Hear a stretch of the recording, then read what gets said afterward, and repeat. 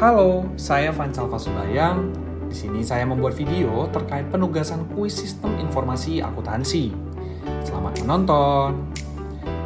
Dan video dimulai dengan pengadaan barang dan jasa. Menurut bab 1 Ketentuan Umum Pasal 1 Peraturan Presiden 16 tahun 2018 disebutkan bahwa pengadaan barang atau jasa adalah kegiatan untuk memperoleh barang atau jasa oleh kementerian atau lembaga atau satuan kerja perangkat daerah atau institusi lainnya yang prosesnya dimulai dari perencanaan kebutuhan sampai diselesaikannya seluruh kegiatan untuk memperoleh barang atau jasa. Kegiatan pengadaan barang atau jasa tersebut dibiayai dengan APBN atau APBD, baik yang dilaksanakan secara swakelola maupun penyedia barang atau jasa.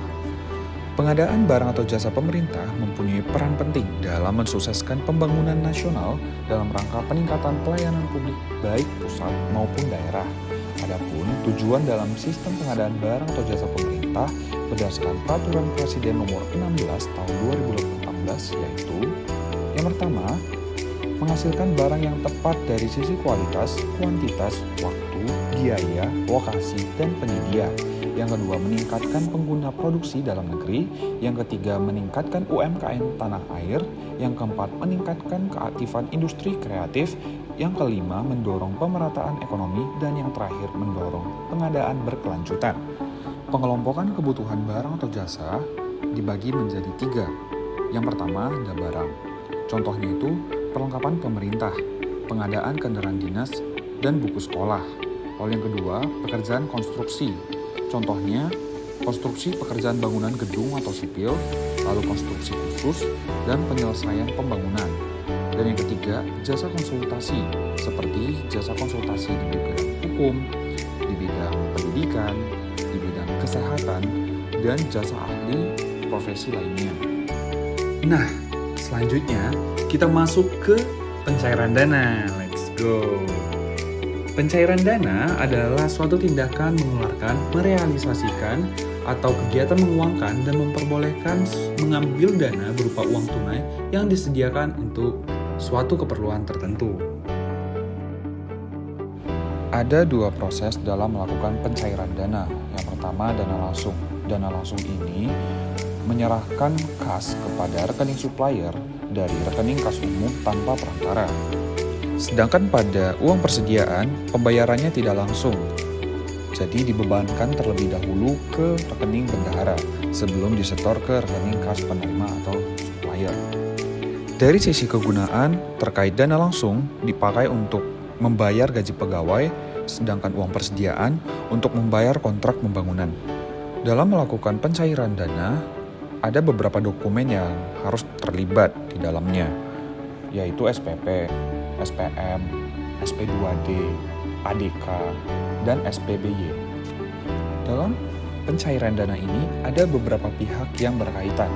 Yang pertama ada Kanwil Ditjen Perbendaharaan, lalu ada Kantor Pelayanan Perbendaharaan Negara atau KPPN, lalu ada Pejabat Penandatanganan Surat Perintah Membayar, lalu ada Pejabat Pembuat Komitmen atau PPK, dan yang terakhir ada Bendahara Pengeluaran. Nah, kita sekarang masuk ke laporan keuangan pemerintah pusat. Let's go! Laporan pemerintah pusat atau biasa disingkat dengan LKPP adalah laporan pertanggungjawaban pelaksanaan anggaran pendapat dan belanja negara atau singkatannya itu APBN. Dan LKPP ini disusun setiap tahunnya. LKPP terdiri dari beberapa laporan. Yang pertama ada LRA atau laporan realisasi anggaran. Lalu yang kedua ada laporan perubahan SAL atau laporan perubahan saldo anggaran lebih. Lalu ada laporan operasional. Lalu ada laporan perubahan ekuitas, ada neraca, terus ada laporan arus kas, dan yang terakhir ada catatan atas laporan keuangan atau CALK. Nah, kita masuk ke sistem akuntansi dan pelaporan keuangan pemerintah pusat atau biasa disebut SAPP. Nah, SAPP ini diatur dalam 3 peraturan pemerintah. SAPP dibagi atas 2, yaitu SABUN dan SAI. SABUN adalah singkatan dari Sistem Akuntansi Bendahara Umum Negara, dan SABUN itu terdiri dari 5, yaitu UABUN Daerah, UAKKBUN Kanwil, UAKBUN Pusat, UAPBUN AP, dan UABUN. Sedangkan SAI, yaitu Sistem Akuntansi Instansi, dibagi menjadi 4, yaitu UAKPA, lalu UAPPAW, yang ketiga ada UAPPA E1, dan yang terakhir ada UAPA. Nah, laporan keuangan pemerintah pusat sejatinya memiliki standar yang diatur pada Peraturan Menteri Republik Indonesia Nomor 71 Tahun 2010, yaitu dilakukan untuk mencapai transparansi, akuntabel, dan pertanggungjawaban atas APBN. Selanjutnya kita masuk ke pengawasan internal pemerintah. Pengawasan internal pemerintah ini sejatinya seluruh proses kegiatan audit, review, evaluasi, pemantauan, dan kegiatan pengawasan lain terhadap penyelenggaraan tugas dan fungsi organisasi dalam rangka memberikan keyakinan yang memadai bahwa kegiatan telah dilaksanakan sesuai dengan tolak ukur yang telah ditetapkan secara efektif dan efisien untuk kepentingan pemimpinan dalam mewujudkan tata kepemerintahan yang lebih baik. Adapun pengawasan internal pemerintah itu sendiri dijalankan oleh APIP atau Aparat Pengawas Intern Pemerintah. APIP ini hadir untuk mewujudkan kepemerintahan yang lebih baik yang mengarah pada birokrasi yang lebih bersih.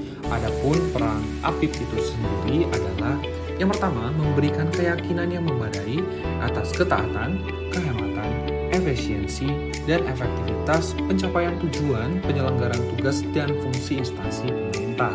Yang kedua, meningkatkan efektivitas manajemen risiko dalam penyelenggaraan tugas dan fungsi instansi pemerintah.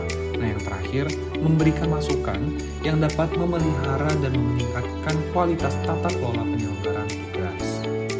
Nah, APIP itu sendiri beranggotakan BPKP dan para inspektorat dari tingkat provinsi, kabupaten, dan daerah. Adapun sistem pengadaan internal dari pemerintah itu dilakukan untuk menjaga aset negara, menjaga catatan instansi agar tepat waktu dan berguna, keakuratan informasi, laporan keuangan yang standar, meningkatkan keefisienan kinerja instansi, dan patuh terhadap hukum dan memiliki regulasi. Nah, yang terakhir ada pemeriksa keuangan. Pemeriksa keuangan adalah pemeriksaan atas laporan keuangan pemerintah pusat dan pemerintah daerah yang biasanya dilakukan dengan audit. Nah, audit itu gimana sih sebenarnya? Jadi, laporan keuangan pemerintah perlu dilakukan audit. Kenapa?